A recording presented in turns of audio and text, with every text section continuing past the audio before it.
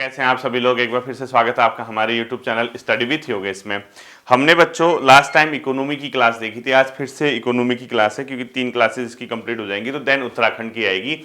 इससे पहले कि मैं आगे की ओर बढ़ूं, आप लोगों से एक चीज बताना चाहूंगा, फिर परेशान मत होना, ठीक है। इस वीक बच्चों राखी का त्यौहार है, आप सभी को पता होगा, और क्योंकि राखी के टाइम पे मैं यहाँ पे अवेलेबल नहीं रहूंगा, यानी आपका कितने 28 को है शायद राखी ना, तो 1-2 दिन पहले मैं शायद यहाँ पे न रहूं, कहीं मुझे जाना पड़ेगा, तो उस दौरान आपकी 2-3 दिन क्लासेस नहीं आएंगे, ठीक है। देन उसके बाद मैं जब वापस आऊंगा नेक्स्ट मंडे से फिर रेगुलरली आपकी क्लासेस आएंगी। तो इस हफ्ते शायद स्टडी वाली वीडियोस, ध्यान से सुनना, इस हफ्ते शायद स्टडी वाली वीडियोस 3 आएंगी, और 1-2 वीडियोस अगर आपकी कोई क्वेरीज होंगी, कोई आपके मतलब दिमाग में कोई चीज होगी जो पूछना आप चाह रहे हो या जहां पे डाउट है, तो आप कमेंट सेक्शन में लिख देना, मैं उसको फोन से ही बनाऊंगा। ये तो कैमरे से बनती है व्हाइट बोर्ड के साथ, तो अगर मैं यहाँ पे अवेलेबल नहीं हूँगा तो आप लोग इसको थोड़ा सा एडजस्ट करना बच्चों, 2-3 दिन, क्योंकि त्योहार का टाइम है, आप लोग भी क्योंकि राखी का त्यौहार है तो आप लोग भी मुझे लगता है कि उस टाइम पे उतना स्टडी वगैरह तो हो नहीं पाती है। कोई अपने मतलब बहनों का, भाई बहन का त्यौहार है तो कोई किसी की बहन के वहाँ जाता है, कहीं किसी कोई बहन होगी तो अपने भाइयों के पास जाती है, तो होता ही है वो, ठीक है। तो ये ध्यान रखना, ठीक। तो आज इकोनॉमी की क्लास है, इसके बाद हम उत्तराखंड की ही कवर करेंगे 2 क्लासेस, तो आप लोग इसको बने रहना, इसको तैयार रखना, ठीक है। तो अगली क्लास का नाम लिखना है आपने, मतलब क्लास 2 क्लास 3 जो भी है वो लिखना है, ठीक। आपको ये पता होगा बच्चों, मैंने परसों एक इकोनॉमी में एक टर्म पढ़ाया था, समष्टि अर्थशास्त्र। वहां पे किसी बच्चे ने कमेंट किया था, सर पारिवारिक क्षेत्रक और जो अपने आप में फर्म है, यानी कोई फर्म है, फर्म क्षेत्र या पारिवारिक क्षेत्र, वो आपका व्यष्टि अर्थशास्त्र के अंदर आएगा, ठीक है। बच्चों आप अपनी जगह सही हैं, उसको व्यष्टि अर्थशास्त्र के अंदर ले सकते हैं, लेकिन जो मैंने क्षेत्रक बोला, वो क्षेत्रक क्या होता है, वो समष्टि के अंदर, वो किसी एक परिवार की बात नहीं है, वो मेरा परिवार या आपके परिवार की आय नहीं है। पारिवारिक क्षेत्रक जब बोला जाता है वो हाउस होल्ड सेक्टर के अंदर वो समस्त परिवारों यानी अर्थव्यवस्था के परिवारों की बात की जाती है, उसमें किसी रमेश सिंह, श्याम सिंह के परिवार की बात नहीं हो रही, ठीक है। हाँ, किसी इंडिविजुअल का नाम लेके अगर बोल दिया इसके परिवार की, तो वो व्यष्टि अर्थशास्त्र हो जाएगा।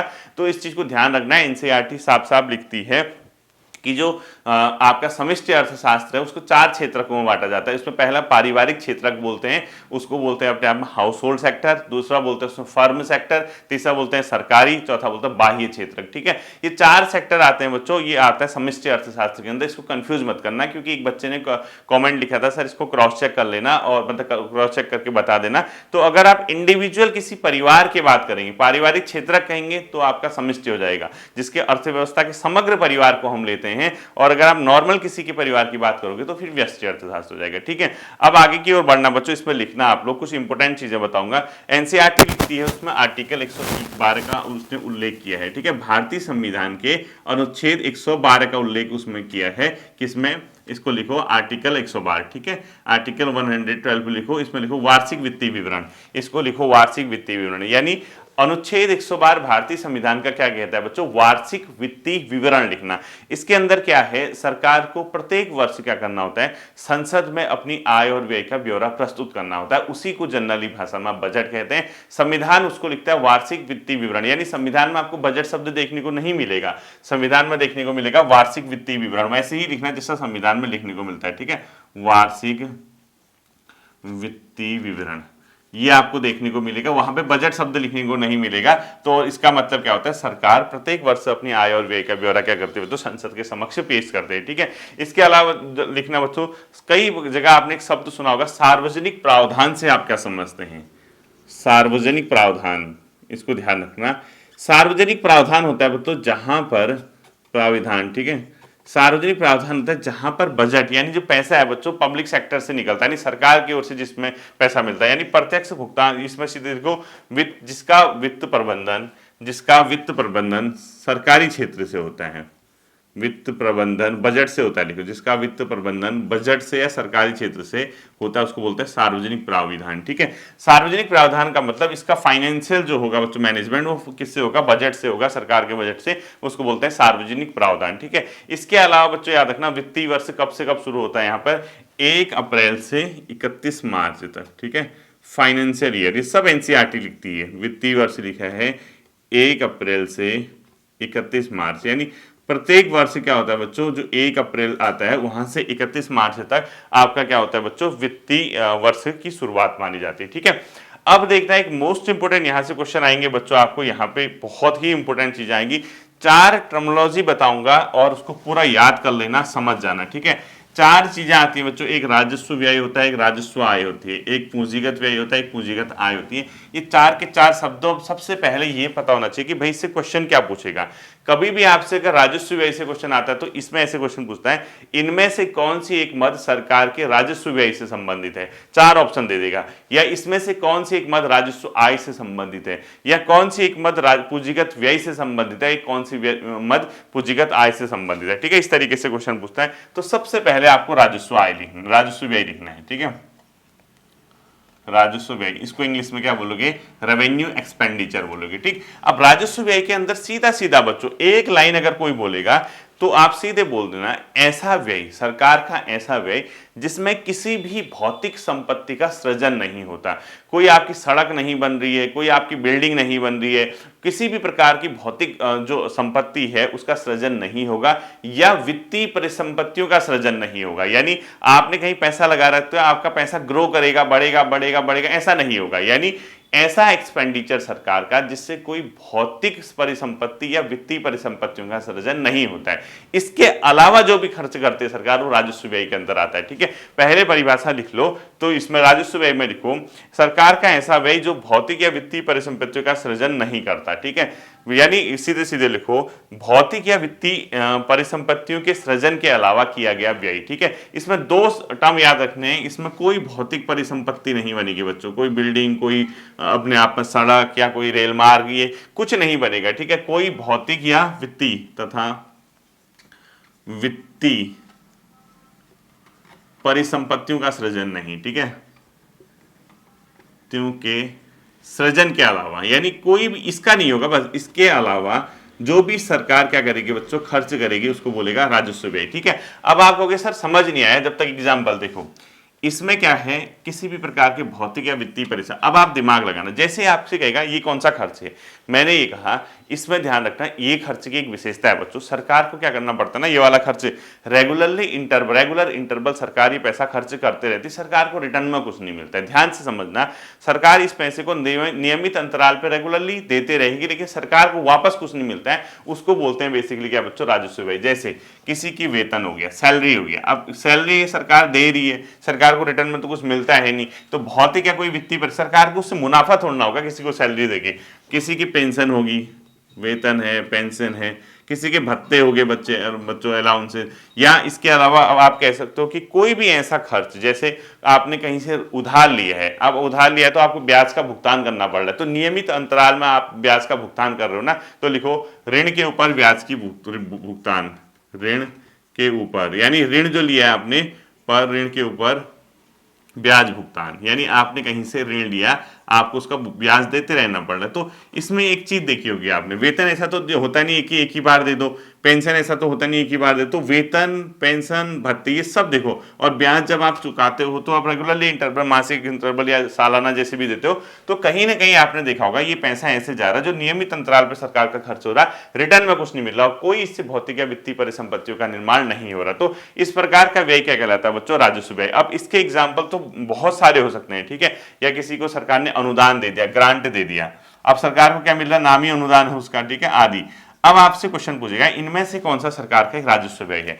आपने सीधे सीधे एग्जाम्पल रट के कुछ नहीं होगा, आपने दिमाग लगाना कि यार राजस्व व्यय एक तो क्या होगा, इसमें 2-3 कंडीशन लिखो, एक तो नियमित अंतराल पे सरकार देती है, रिटर्न में सरकार को कुछ नहीं मिलता, इससे किसी भी प्रकार की वित्तीय या भौतिक परिसंपत्तियों का सृजन नहीं होता। वित्तीय परिसंपत्ति मतलब जैसे आपने पैसा लगा रखा, पैसा ग्रो कर रहा है, ऐसा कुछ नहीं होगा। जैसे आपने किसी के शेयर खरीदे, इन्वेस्ट किया, वो पैसा इन्वेस्ट करोगे तो फिर आज जितना आया उसका कल डबल मिलेगा, फिर उसका ट्रिपल होगा, ऐसा कुछ नहीं होगा, आपको बस देते रहना है, तो ऐसा खर्च क्या कहलाता है, राजस्व व्यय।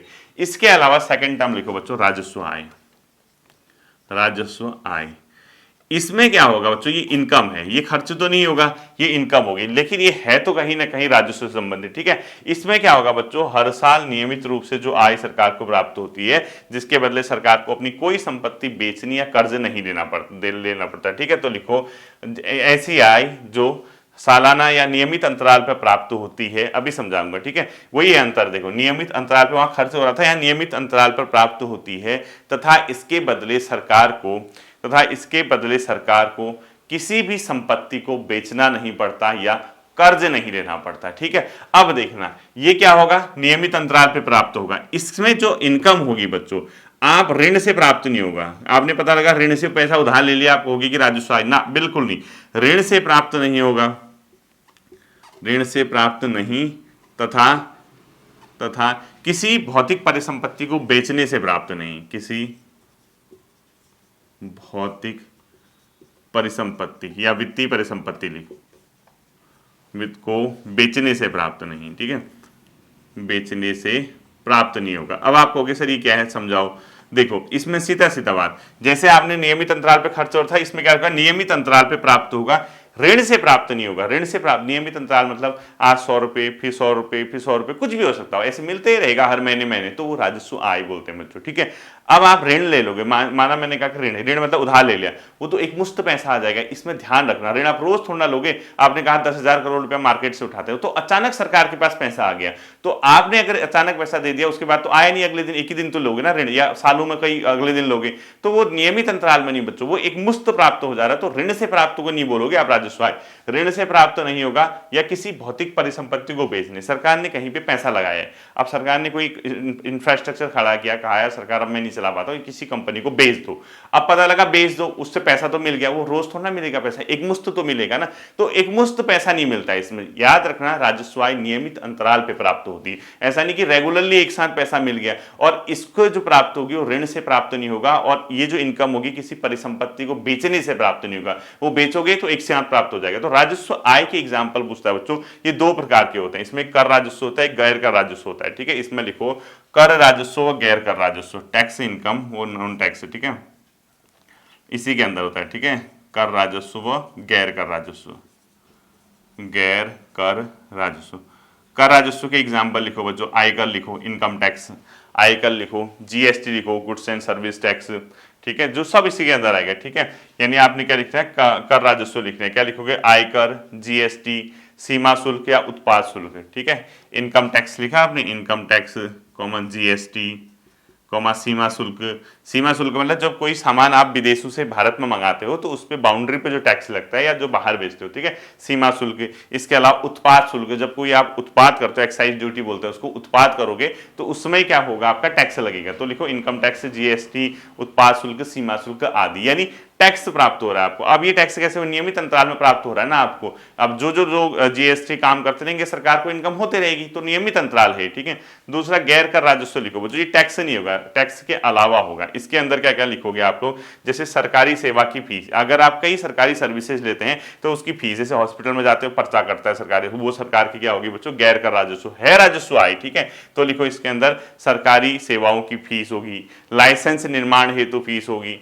जुर्माना हो गया, कहीं चालान वगैरह लग गया तो वो वाली फीस होगी। इसके अलावा क्या लिखोगे गैर कर राजस्व में बच्चों, इसमें लिखो सरकारी कंपनियों से लाभांश, यानी सरकारी कंपनी होती है उसको जो लाभांश मिलता है, लाभ का अंश, वो नियमित अंतराल में लाभांश प्राप्त हो रहा है, तो भी क्या होगा, अपने आप में राजस्व आय होगा। ठीक है, और ब्याज से प्राप्त आय लिखो, इसमें क्या लिखोगे, ब्याज से प्राप्त आय, कोई आपने ब्याज है उससे जो प्राप्त आय होती है उसको भी किस में रखोगे आप, गैर कर राजस्व। तो कर राजस्व क्या होता है, गैर कर राजस्व क्या होता है, इसको समझ गए। इसका सीधा सीधा अब कर राजस्व गैर कर राजस्व तो राजस्व आय है ना, उन दोनों को अगर आप जोड़ेंगे तो इसी के अंदर आएगा। ठीक है, किसके अंदर, राजस्व आय के अंदर। तीसरा लिखो बच्चों पूंजीगत व्यय, क्या लिखोगे, पूंजीगत व्यय। एग्जाम्पल पूछता है कौन सा पूंजीगत व्यय है, कौन सी पूंजीगत आय है। तीसरा क्या लिखोगे, पूंजीगत व्यय लिखोगे। ठीक है, थर्ड लिखो कैपिटल एक्सपेंडिचर बोलते हैं इसको, पूंजीगत व्यय। बस जैसा राजस्व व्यय था उसका ठीक उल्टा, वहां क्या लिखा आपने, किसी भी वित्तीय या भौतिक परिसंपत्ति का निर्माण नहीं होगा, रेगुलर इंटरवल पे खर्च करना पड़ता है। इसमें उल्टा होगा बच्चों, पूंजीगत व्यय में क्या होता है, इसमें भूमि अधिग्रहण, भवन निर्माण, मशीनरी, उपकरण, शेयर में निवेश, केंद्र सरकार द्वारा मतलब स्टेट या यूटी या अपने आप में इसको जो ऋण दिया जाता है, तो इसमें लिखो इसमें भौतिक व वित्तीय परिसंपत्तियों का सृजन होता है। ऐसी आय जो सरकार के भौतिक व वित्तीय परिसंपत्तियों का सृजन करती है, तो लिखो ऐसी आय जो सरकार के वित्तीय और भौतिक परिसंपत्तियों का सृजन करती है। ठीक है, वित्तीय ऑब्लिक भौतिक परिसंपत्तियों का सृजन। यानी वित्तीय या भौतिक परिसंपत्तियों का सृजन कर रही है, तो ऐसी आय क्या कहलाती है? पूंजीगत व्यय कहलाती है। ठीक है, सॉरी मतलब पूंजीगत आय लिखो आप इसको, मतलब पूंजीगत व्यय लिखो, पूंजीगत व्यय ही होगा। ऐसा एक्सपेंडिचर जो सरकार के वित्तीय ऑब्लिक भौतिक परिसंपत्तियों का सृजन करते हैं। अब आपको कैसा समझ नहीं आया, एग्जाम्पल देखो। इसमें क्या होगा, आपने पैसा लगा दिया तो आपको रिटर्न अच्छा मिलेगा, बस सिंपल सी बात है। आपने किसी को उधार दे दिया, ऋण, अब आप ऋण दे दिया, आपने एक मुश्त ऋण दिया होगा, आपने कहा 10,000 करोड़ रुपए हम किसी राज्य सरकार को उधार देते हैं। अब सर वो राज्य सरकार क्या करेगी, उसके बदले आपको ब्याज सहित वापस करेंगे ना, तो आपको क्या होगा, वित्तीय परिसंपत्तियों का सृजन हुआ, नहीं हुआ। दूसरा क्या हुआ, आपने एक मुश्त पैसा दिया, एक मुश्त पैसा दिया, ऐसा नहीं कि आज थोड़ा कल थोड़ा परसों, डेली नहीं दे रहे हो। तो इसमें इसकी विशेषता ये होगी बच्चों, एक मुश्त पैसा खर्च होता है। जैसे कहीं आप इन्वेस्टमेंट करते हो ना, आप थोड़ा तो करोगे नहीं, बहुत बड़ा अमाउंट पैसा लगाते हो कहीं भी जगह। तो यहां पर क्या होता है, पूंजीगत व्यय में वित्तीय और भौतिक परिसंपत्तियों का सृजन होता है। तो एग्जांपल लिखो बच्चों, जैसे इसमें लिखो भवन निर्माण, भूमि का अधिग्रहण, मशीनरी या उपकरण, शेयर में निवेश, सब ठीक है। मशीनरी, जैसे कोई मशीन ले लिया आपने, वो उत्पादन करेगा ना, तो आपने इन्वेस्टमेंट कर दिया मशीन पे, तो वो उत्पादन करेगा, तो उससे आपको रिटर्न मिलेगा। आपने कोई भूमि का अधिग्रहण कर लिया सरकार ने, उसको तो पैसा दे दिया एक मुश्त, लेकिन उस भूमि से आपको रिटर्न मिलेगा। आपने इसके अलावा कहीं पर जैसे कोई भवन का निर्माण कर दिया, उसको किराए में लगा दिया, तो उससे आपको रेगुलर। अब भवन का निर्माण करना क्या होगा, पूंजीगत व्यय, लेकिन उस भवन के निर्माण के बाद जो आपको किराया प्राप्त हो रहा है, वो पूंजीगत आय नहीं होगी बच्चों, राजस्व आय होगी, क्योंकि वो किराया तो नियमित अंतराल में छोटा छोटा अमाउंट प्राप्त हो रहा है। लेकिन भवन निर्माण के लिए आपने एक मुश्त पैसा जो लगाया है, वो क्या होगा, पूंजीगत व्यय होगा। ठीक है, इसके अलावा क्या लिखोगे इसके अंदर आप लोग, केंद्र सरकार द्वारा राज्य सरकार या केंद्र संघ शासित क्षेत्र को दिया गया ऋण से प्राप्त ब्याज। ठीक है, उनको ऋण दे दिया, उससे फिर ब्याज प्राप्त हो रहा है, दिए गए ऋण पर प्राप्त ब्याज। तो पूंजीगत व्यय का सीधा सीधा वित्तीय भौतिक परिसंपत्तियों का सृजन। इसके अलावा लास्ट लिखो बच्चों, पूंजीगत प्राप्तियां। ठीक है, क्या लिखोगे, पूंजीगत प्राप्तियां।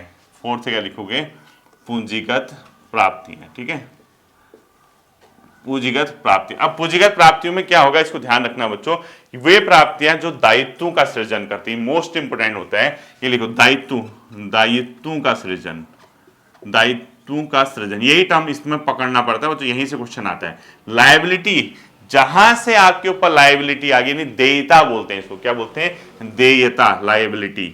लायबिलिटी मतलब आपके ऊपर क्या है, दबाव है, बोझ है कि मुझे इसका रिटर्न करना है। तो ऐसी प्राप्तियां जो दायित्वों का सृजन करती है, अथवा लिखो, अथवा क्या लिखोगे इसमें, वित्तीय परिसंपत्तियों को कम करती है, ऑब्लिक वित्तीय परिसंपत्तियों को कम करती है, वित्तीय परिसंपत्तियों को कम करती है। ठीक है, अब आपको सर समझ नहीं आया, मैं समझाता हूं। देखो, दायित्वों का सृजन मतलब प्राप्तियां। ठीक है, अब आपने किसी से कहा कि मैं एक काम करता हूं यार भाई, 10,000 रुपया मुझे उधार दे दे, मैं तेरे को ब्याज सहित वापस करूंगा। अब आपको एक मुश्त क्या प्राप्त हुआ, 10,000 रुपया प्राप्त हुआ। अब 10,000 जैसे प्राप्त हुआ, आपको ब्याज सहित वापस करना है, तो आपके ऊपर लायबिलिटी आ गई, दायित्व आ गया कि यार मुझे वापस करना है। दिखेगा तो कैसा, इनकम में दिखेगा, प्राप्तियां लिखे ना, आपने 10,000 लिया, लेकिन इससे क्या हो गया बच्चों, आपका दायित्व का सृजन हो गया। ऐसी ही सरकार करती है, सरकार क्या करती है, मार्केट से पैसा उठाती है। अब रिटर्न भी करना है, तो सरकार के ऊपर दिखेगा तो सही पूंजीगत आय, लेकिन उससे क्या हो गया, दायित्व का सृजन हो गया, यानी देयता यानी लायबिलिटी का सृजन हो गया कि वापस करना है। तो ऐसी इनकम जहां पर भी सरकार को दायित्व का सृजन, किसी IMF से अगर सरकार ने पैसा ले लिया, वर्ल्ड बैंक से ले लिया, या कहीं किसी दूसरे बैंक से ले लिया, मार्केट से उठा लिया, ये सारे के सारे पैसे सरकार को रिटर्न करने होते हैं। तो रिटर्न करने का मतलब वो जो पैसा हो गया आपका दायित्व का क्रिएशन कर रहा है, तो पूंजीगत आय होगी। ठीक है, यह क्या लिखा है बच्चों, वित्तीय परिसंपत्तियों को कम करना। इसका क्या मतलब हुआ, जैसे कोई शेयर है, सरकार ने कहीं पे शेयर है, अपना शेयर सरकार का किसी में 75% था, सरकार ने कहा यार अब मेरा थोड़ा सा ऐसा शेयर बेच देता हूं, सरकार ने इसमें 25% शेयर क्या कर दिया बच्चों, बेच दिया। ठीक है, क्या कर दिया, बेच दिया। तो सरकार का शेयर कितना बचा, 50%। तो इससे क्या हो गया बच्चों, सरकार की वित्तीय परिसंपत्तियां कम होगी। जहां 75% राइट था सरकार का उसमें प्रॉपर्टी में या वित्तीय परिसंपत्ति में, वहां अब कितना रह गया, 50%। तो इस 25% को बेचने से सरकार को 25% के बराबर पैसा मिला होगा, लेकिन उसकी वजह से वो पैसा जो आया वो तो सरकार की इनकम देख लिया आपने, लेकिन उससे क्या हो गया बच्चों, वित्तीय परिसंपत्तियां कम होगी, 75 का 50 हो गया। तो कोई भी इनकम जो सरकार की लायबिलिटीज को बढ़ाती है या वित्तीय परिसंपत्तियों को कम करती है, वो क्या कहलाती है, पूंजीगत प्राप्तियां कहलाती है। ठीक है, तो जैसे कोई भी सार्वजनिक कर्ज, यानी इसका एग्जांपल सीधा सीधा है, सार्वजनिक कर यानी सरकारी ऋण, सार्वजनिक कर्ज। इसका क्या है, सबसे बड़ा एग्जाम्पल है बच्चों, ये आपको क्या करना है, ध्यान में रखना है, ठीक है। अब बच्चों लिखो अगला बजटी घाटा लिखो, बजटी घाटा लिखो, इसमें टर्म लिखो, जब सरकार राजस्व प्राप्ति से अधिक व्यय करती है, बजटी घाटा लिखो। बजटी घाटा क्या होता है बच्चों, जब सरकार राजस्व प्राप्ति से अधिक राजस्व खर्च करती है, यानी प्राप्ति कम की खर्च ज्यादा कर दिया, तो इसको क्या बोलेंगे बच्चों, बजटी घाटा, ठीक है। अब ये सब टर्मिनोलॉजी आपके पेपर उसमें दिए हैं। बजटी घाटा क्या लिखोगे, जब सरकार, एक एक करके लिखो, जब सरकार, तेज पढ़ा रहा हूं यहां से, ठीक है, जब सरकार आय से अधिक व्यय करती है, आय 100 रुपया हुई, व्यय 120 कर दिया, तो खर्चे 20 रुपए का क्या हो गया बच्चों, नुकसान हो गया, इसको बजटी घाटा कहते हैं, ठीक है, जब सरकार आय से अधिक व्यय करती है। दूसरा लिखो राजस्व घाटा, राजस्व घाटा, ये राजस्व शब्द लिख दिया ना, तो राजस्व वाला ही आएगा, ठीक है। लिखो जब राजस्व आय राजस्व व्यय से कम हो, यानी जब राजस्व व्यय राजस्व आय से अधिक हो, यानी खर्च ज्यादा होगा लेकिन शब्द राजस्व लिखा होगा। जब राजस्व आय राजस्व व्यय से कम हो लिखो, या राजस्व जो व्यय है राजस्व आय से क्या होगा, तो अधिक हो, यानी खर्च ज्यादा कर दिया, इनकम कम हुई, ठीक है। तो लिखो राजस्व व्यय अधिक, जब राजस्व व्यय अधिक होती है और राजस्व आय कम होती है, तो इसको बोलते हैं राजस्व घाटा, ठीक है। तीसरा लिखो बच्चों पूंजीगत घाटा, सेम टू सेम लिखो, राजस्व की जगह पूंजीगत लगा देना, पूंजीगत घाटा लिखो, पूंजीगत घाटा लिखना है, ठीक है। जब पूंजीगत आय पूंजीगत व्यय से कम हो, यानी पूंजीगत व्यय ज्यादा हो गया, पूंजीगत आय कम होगी, या ऐसे लिखो जब पूंजीगत व्यय अधिक हो और पूंजीगत आय कम हो, यानी आपने व्यय अधिक कर दिया, इनकम कम की, इसको बोलेंगे पूंजीगत घाटा, जितना वो गैप होगा। अब मोस्ट इंपोर्टेंट जो आपके पेपर में आता है बच्चों, राजकोषीय घाटा, ये इस पेपर में आता है, राजकोषीय, जो आपके पेपर में आने लायक है वो पढ़ा रहा हूं, ठीक है। राजकोषीय घाटा, इसको बोलते हैं फिस्कल डेफिसिट, क्या बोलोगे, फिस्कल डेफिसिट बोलोगे, ठीक है। राजकोषीय घाटा क्या होता है बच्चों, इसको ध्यान रखना है, मोस्ट इंपोर्टेंट है। इसमें क्या होता है बच्चों, कुल व्यय, इसको ध्यान रखना, कुल व्यय, यानी कुल आपने कितना व्यय किया है, चाहे पूंजीगत व्यय किया है या राजस्व व्यय किया है, कुल व्यय, ठीक है। तथा लिखो, कुल व्यय तथा, पूरा लिखना, ऋण ग्रहण को छोड़कर कुल प्राप्तियां, कुल व्यय तथा ऋण ग्रहण, जो आपने ऋण उठा रखा है उसको छोड़ दोगे, ठीक है, को छोड़कर कुल प्राप्तियां, मैं समझाता हूं, ठीक है, को छोड़कर कुल प्राप्तियां, बस आपको ये टर्म याद रखना बच्चों। राजकोषीय घाटा में जितना सरकार कुल खर्च करती है और जितना सरकार कुल प्राप्त करती है, इसके बीच का अंतर होता है राजकोषीय घाटा, लेकिन ये मोस्ट इंपोर्टेंट टर्म है, इसको पकड़ लेना, ऋण ग्रहण को छोड़कर, इसको नहीं रखोगे आप इसमें। जैसे आपने कुल व्यय किया बच्चों 120 रुपया, कितना किया, 120 रुपया, ठीक है, कुल व्यय, तथा ऋण ग्रहण को छोड़कर कुल प्राप्तियां, आपने कुल प्राप्तियां कर रखी है बच्चों 100 रुपया, ठीक है। अब देखो आपने कुल व्यय कर दिया 120, आपने कुल प्राप्तियां किया 100, अब इसमें क्या लिखा है, इस प्राप्ति में सपोज, अब इसमें गैप देखो तो कितना रुपए का है बच्चों, 20 रुपए का, ठीक है। ये राजकोषीय घाटा नहीं है बच्चों, 20 रुपए का है। अब इसमें क्या है, ऋण ग्रहण को छोड़कर, यानी जो प्राप्ति हो रही है, आपने हो सकता है कि मार्केट से पैसा उठा दिया, आपने कहा कि हमारी इनकम है, सरकार ने उधार ले लिया, अब पता लगा वहां सरकार ने पूंजीगत प्राप्तियां कर ली, उधार ले लिया और दिखा देगी हमारी इनकम हो रही है, ऐसा नहीं, इसलिए लिख दिया ऋण ग्रहण को छोड़कर। अब इस 100 रुपए में सपोज 5 रुपए के हैं बच्चों, ऋण से लिए गए हैं, तो 5 रुपए ऋण से लिए गए हैं, तो इस 5 को क्या करोगे, हटाओगे, यानी 20 रुपए का जो गैप है, ये जो प्राप्तियां 100 रुपए है आपका, व्यय सॉरी क्या है अपने आप में 120 का है, तो गैप आया 20 रुपए का। अब इस प्राप्तियों में भी 5 रुपए का था, मार्केट से उठाया था, तो आप इस 5 को हटाओ, इस 5 को जैसे ही हटाओगे तो आपका कितना बचेगा, ये 95 हो जाएगा, यानी 120 आपका व्यय था, 95 आपका क्या हो गया, प्राप्तियां होगी, जिसमें 5 आपने हटा दिया, तो ये कितना बचा, 25 रुपए। इसी को क्या बोलते हैं बच्चों, राजकोषीय घाटा। राजकोषीय घाटा कुछ नहीं है, जितना सरकार कुल व्यय करती है, राजस्व व्यय और पूंजीगत व्यय, और जितना सरकार कुल प्राप्ति करती है, उसका अंतर है, लेकिन उस प्राप्ति में आप ऋण से मत जोड़ना, ऋण को मत इंक्लूड कर देना, पता लगा दिखा दिया उसमें कि हमने इतना ऋण प्राप्त कर रखा है, वो हमारी इनकम है, तो ये गलत हो जाएगा, ठीक है। ये क्या होता है बच्चों, राजकोषीय घाटा होता है, इसको ध्यान में रखना है, ठीक है। अब देखो कई बार क्या होता है, संतुलित बजट, देखो अगला टर्म लिखो, संतुलित बजट, संतुलित बजट, इसमें लिखो जब आय व व्यय का क्या होता है, संतुलन हो, यानी सरकार 100 रुपया इनकम करे, 100 ही खर्च करे, तो इसको बोलते हैं संतुलित बजट, ठीक है। तो लिखो जब आय व व्यय का क्या हो बच्चों, संतुलन हो, ठीक है। अगला लिखो बजटीय घाटे का वित्त पोषण कैसे होता है, बजटीय घाटे का वित्त पोषण, बजटीय घाटे का वित्त पोषण कैसे होगा, वित्त पोषण, यानी जितना आपको घाटा हुआ है, आपने बजटी घाटा सपोज 20 रुपया आ गया, यानी कुल आय और कुल व्यय के बीच का गैप कितना हो गया बच्चों, 20 रुपया हो गया। इसको कैसे आप इसको फाइनल करोगे, इसको भरोगे कैसे, इस 20 रुपए कहां से लाओगे, तो इसके आगे लिखो बच्चों करारोपण, ऋण या नोट छापकर, ठीक है। या तो इसमें टैक्स लगा देगी सरकार, टैक्स बढ़ा देगी, करारोपण, या सरकार ने ऋण ले लिया मार्केट से, या आप ऋण, करारोपण मतलब टैक्स में वृद्धि कर दी, यानी टैक्स लगा दिया, या ऋण ले लिया मार्केट से, क्या कर लिया बच्चों, ऋण ले लिया। या तीसरा लिखो बच्चों नोट छापकर, कई बार क्या होता है इकोनॉमी में नोट भी छाप देते हैं, नोट छापकर, ठीक है। इन चीजों से क्या करती है सरकार बच्चों, अपना बजटी घाटे का वित्त पोषण करती है, ठीक है। इसका इस प्रकार से क्या होता है बच्चों, वित्त पोषण करती है। अगला लिखो बच्चों सरकारी घाटे में कमी के क्या तरीके हैं, सरकारी घाटे में कमी के तरीके, कैसे सरकार अपने घाटे में कम कर सकती है, यानी सरकार अपने घाटे में कमी कैसे कर सकती है। लिखो, पहला लिखो खर्च कम करके, यानी अपने आप में खर्च कम करके, जैसे सरकार खर्च कम करेगी।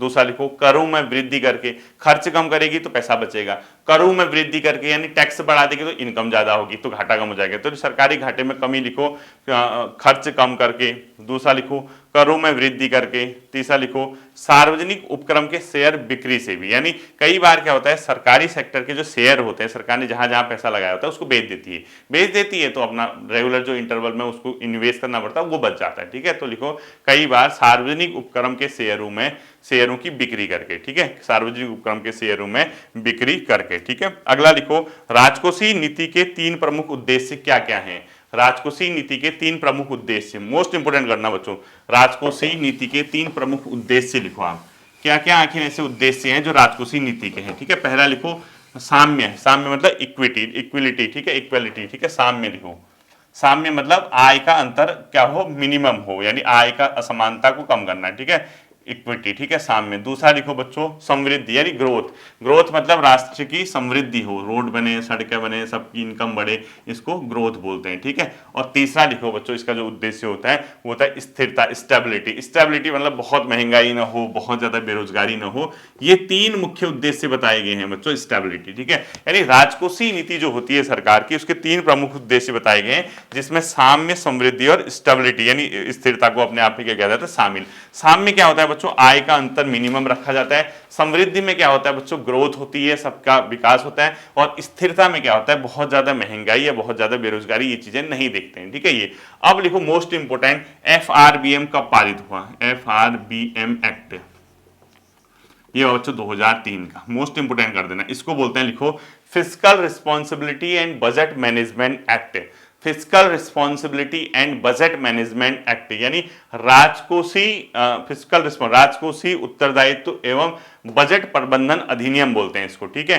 राजकोषीय उत्तरदायित्व एवं बजट प्रबंधन अधिनियम बोलते हैं इसको, क्या लिखोगे, राजकोषीय उत्तरदायित्व एवं बजट प्रबंधन अधिनियम का पारित हुआ 2003। और इसमें क्या कहा गया था बच्चों, जो राजकोषीय घाटा है उसको जीडीपी के 3% तक लाने का, जीडीपी के, ये बहुत इंपॉर्टेंट क्वेश्चन है, 3%, यानी आपके देश की जीडीपी जो है, यानी 100 रुपए की अगर जीडीपी है उसका सिर्फ 3% यानी 3 ही रुपया आपको घाटा होना चाहिए, राजकोषीय घाटा, इसका लक्ष्य है, ठीक है। मोस्ट इंपोर्टेंट कर देना, FRBM एक्ट के तहत क्वेश्चन पूछता है कि इसमें राजकोषीय घाटे का लक्ष्य क्या है, जीडीपी के 3% तक है, इसको ध्यान में रखना है, ठीक है।